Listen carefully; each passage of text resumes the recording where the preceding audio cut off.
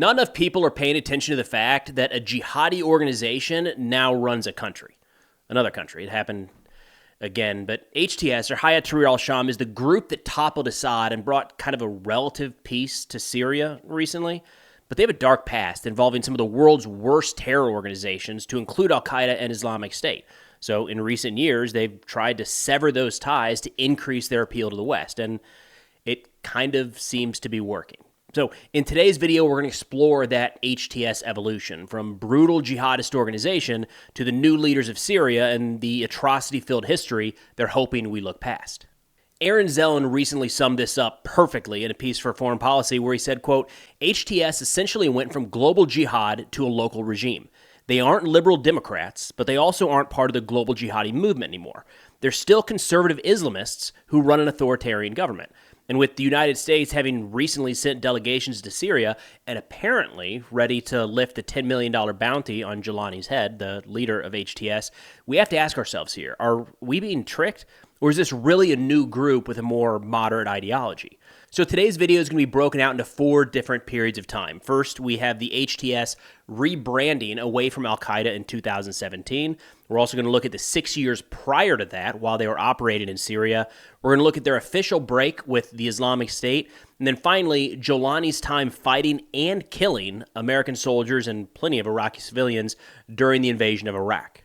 So starting with this most recent evolution from HTS, in 2017, Hayat Tahrir al Sham publicly severed ties with Al-Qaeda, but skeptics argued that this was purely cosmetic, that essentially it was a way for HTS to try to gain legitimacy both inside and outside of Syria without actually having to change any of their extremist ideology or tactics. So we're going to dive into why HTS made this move and whether or not it actually succeeded in kind of reshaping their image on the world stage. So not only did Jolani, the leader of HTS, publicly break with Al-Qaeda, which at times was questioned whether it was legitimate or not, but over time, Al-Qaeda actually condemned the move, essentially confirming it to an outside audience. Jolani then, following that separation, went on a crackdown of smaller groups with official ties to Al-Qaeda and Islamic State, organizations like Haras al-Din, Ahrar al-Sham, and quite a few others. In fact, going back to Aaron Zellin in Foreign Policy, he said, quote, talking about HTS, they've taken out every single Islamic State cell in the area that they've been controlling. They also dismantled Al-Qaeda's attempt to create another branch in Syria. In fact, during this time, Al-Qaeda communications suggested that their leadership viewed this move by HTS as illegal and having shattered the oath of allegiance that they had pledged to Al-Qaeda just a few years prior. I mean, that was a big shift. It was essentially HTS saying they are not going to pursue this idea of global jihad that Al-Qaeda pushes, but instead are going to focus more regionally, maybe even locally only inside of Syria. That said, the leader of HTS, Jolani, does still on occasion reference events outside of Syria, like a 2018 speech where he said, quote, with this spirit, we will not only reach Damascus, but Allah permitting, Jerusalem will be awaiting our arrival, end quote. Can't imagine the Israelis are too awful excited to hear that. You know, the new leader of Syria, just going back 6 years, saying Jerusalem is our next target. But either way, before this rebranding in 2017, HTS was known as Jabal NRA, the Syrian branch of Al-Qaeda. But their brutal ISIS-type tactics, including suicide bombings, beheadings, and civilian massacres, alienated potential supporters and created pretty significant divisions inside of Syria. So this period, from 2011 to 2017, set the stage for Jolani's decision to distance himself both from Islamic State and Al-Qaeda. Now, I feel like here in the West, most of the conversation in the last 20 years around any sort of terrorist organization has focused on Al-Qaeda and Islamic State. And we kind of missed the fact that there are dozens, if not hundreds, of smaller organizations that share that ideology and in some cases are even more extreme. Now, look, there's no such thing as a good jihadi organization, but there are certainly levels of bad. Jabal NRA in Syria from 11 to 17 was pretty rough. I mean, we're talking about during the 2013 Latakia offensive, Human Rights Watch said that Jabal NRA systematically killed at least 190 civilians in several Alawite villages.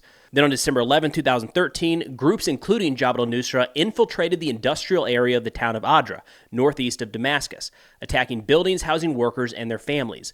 The rebels targeted Alawites, Druze, Christians, and Shiites, killing them on a sectarian basis.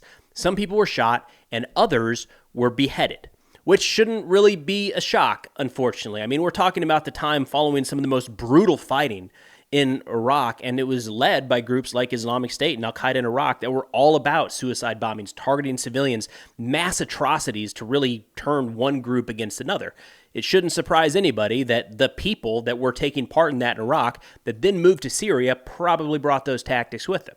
Now, ISIS, in this case, Islamic State, they liked what they saw, but they were getting a little bit worried that Jabal al-Nusra was getting to be a little too powerful. So on April 8th, 2013, Abu Bakr al-Baghdadi, the then leader of Islamic State in Iraq, released an audio statement reaffirming that Jabal al-Nusra was actually part of the Islamic State in Iraq and announcing that the two would henceforth be known as the Islamic State of Iraq and al-Sham, or ISIS. That is the move from Islamic State in Iraq to ISIS.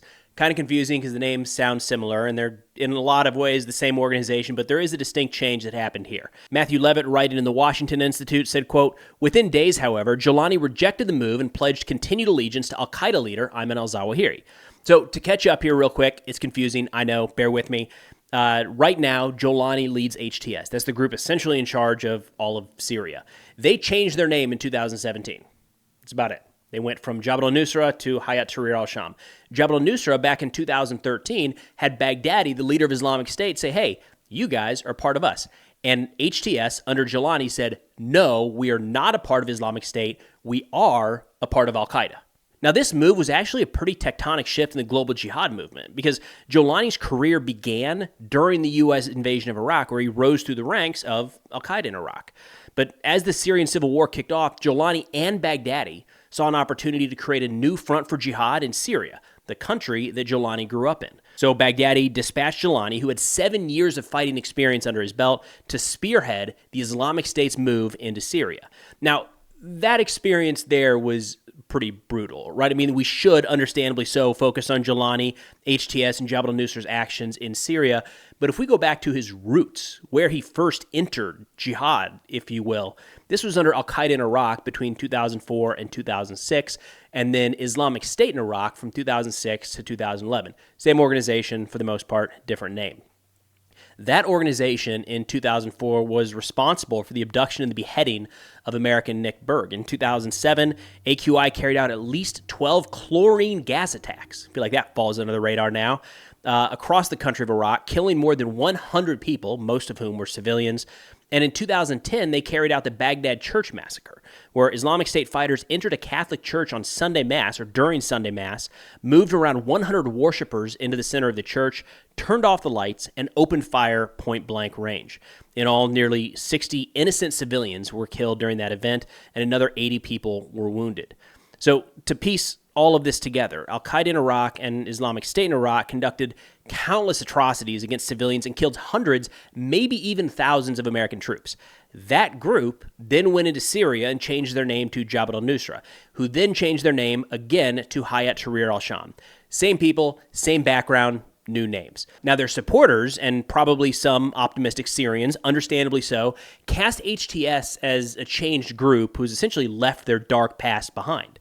But their connections to Islamic State, al-Qaeda, and Jabal al-Nusra cast a pretty long and understandably dark shadow, making it hard for any of us to really trust what they're saying today. So the story of HTS raises a tough question. Can a group with such a violent history really transform? And for the people of Syria and the world, really, I hope so. But time will tell. I mean, right now, HTS in Syria is talking the talk and walking the walk. But we're still very early into this new era where HTS is essentially running the show. And if there's ever been a time to tread with caution, this is probably it.